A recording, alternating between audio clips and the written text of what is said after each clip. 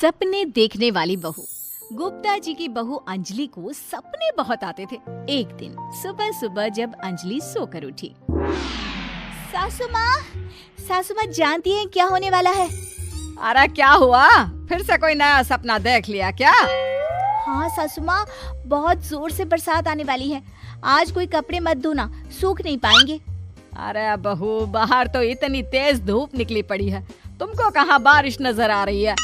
अरे मम्मी जी, मैंने सपने में देखा था बहुत जोर से बारिश होने वाली है, इसलिए बस आज कोई कपड़े नहीं धुलेंगे। अरे लेकिन इससे पहले भी तो कितनी बार तुझे सपने आए हैं, कभी कुछ सच भी होता है क्या? मम्मी जी, आप भी ना सपनों पर भरोसा करना चाहिए, भरोसा। अंजलि की सास उसकी कोई बात नहीं मानती, लेकिन उस दिन वाकई में शाम होते होते घने बादल आ जाते हैं और जोर से मूसलाधार बारिश होने लगती है। अंजलि, आज तो तुम्हारा सपना सच हो गया। बहू, आज तो तुमने सपने में बारिश देखी थी ना, और देखो सच में बारिश हो गई। लगता है अगली बार से हमें तुम्हारी बात माननी पड़ेगी। पापा जी, मैं तो हर बार ही मम्मी जी से कहती हूँ, मेरे सपने सच हो जाते हैं, बस भरोसा रखिए। कुछ दिनों के बाद, अजी सुनते हैं, मुझे ना सपना आया था और सपने में मैंने देखा कि आपकी पूरी 1 करोड़ की लॉटरी लगी है। अरे कभी कभी सपना सच होना सही बात है, लेकिन हमेशा ऐसा नहीं होता अंजलि। और वैसे भी लॉटरी लगने ही वाली है तो अच्छी बात है ना। मैं तो कहती हूँ, हम वो बड़ा सा घर खरीदने वाले थे ना, आज ही चलकर उसको फाइनल कराते हैं। अरे वाह वाह, हाथ में पैसा नहीं और बड़ा घर खरीदना है। अरे मम्मी जी, बताया ना आपको, मुझे सपना आया था कि हम 1 करोड़ की लॉटरी लगने वाली है। देखो बेटा, ये पैसों का मामला है, इसमें किसी तरह की रिस्क नहीं लेनी चाहिए।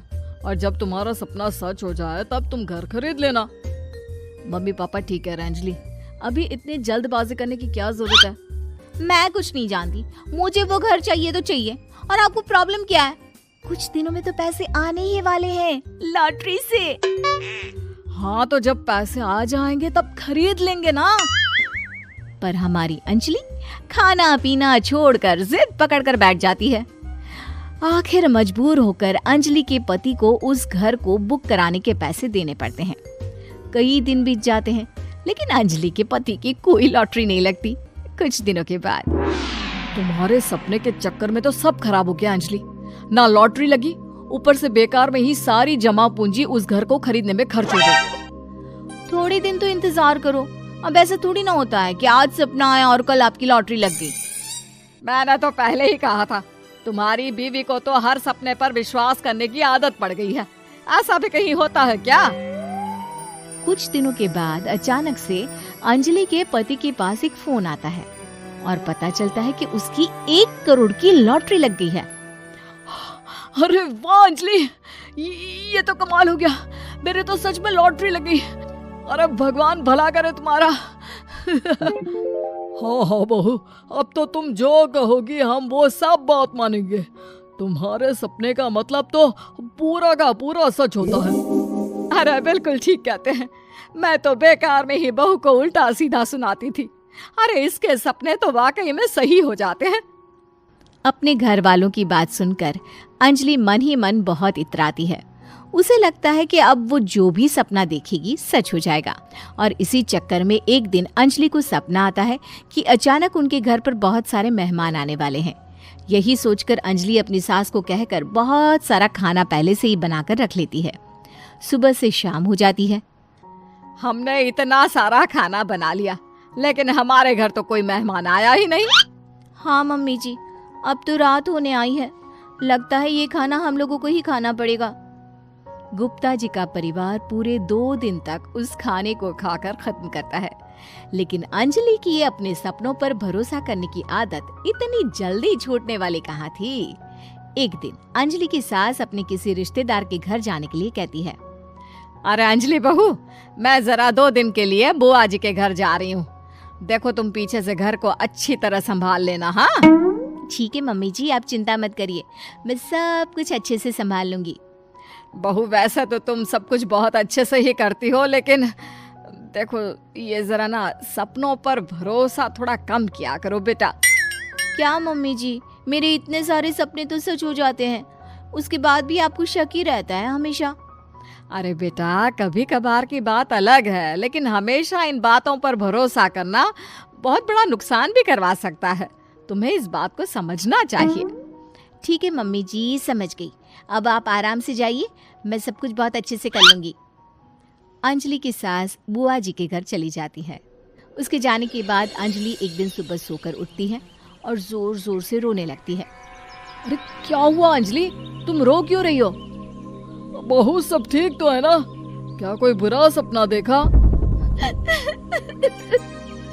अरे पापा जी क्या बताओ, मम्मी जी नहीं रही, वो हम सबको छोड़कर चली गई।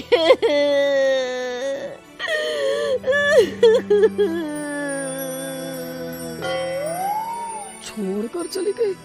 अरे क्या मतलब है? वो तो अपनी बुआ जी के घर गई है ना? पापा जी, सासू माँ बुआ जी के घर नहीं, भगवान जी के घर गई है।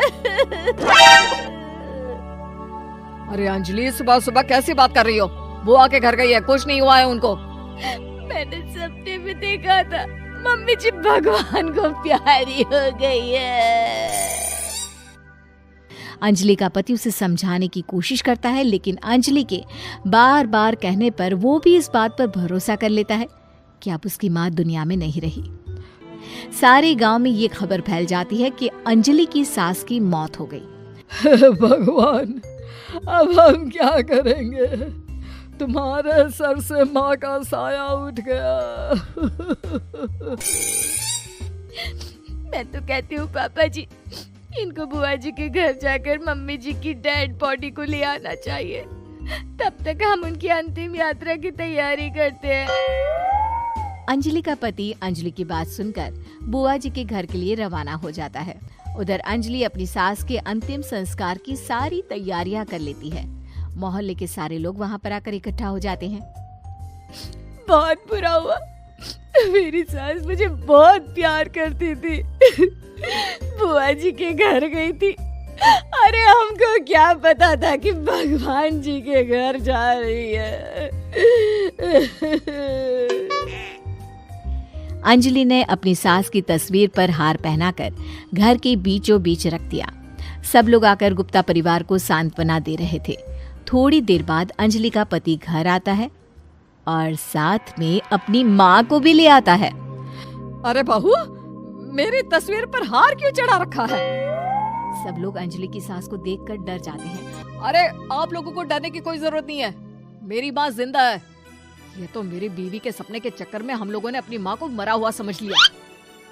बहू, सपने देखना ठीक है, पर अपनी जिंदा सास का अंतिम संस्कार करना बहुत बड़ी गलती। इसके बाद अंजलि की अपने सपनों पर आंख मूंद कर भरोसा करने की आदत हमेशा के लिए सुधर जाती है।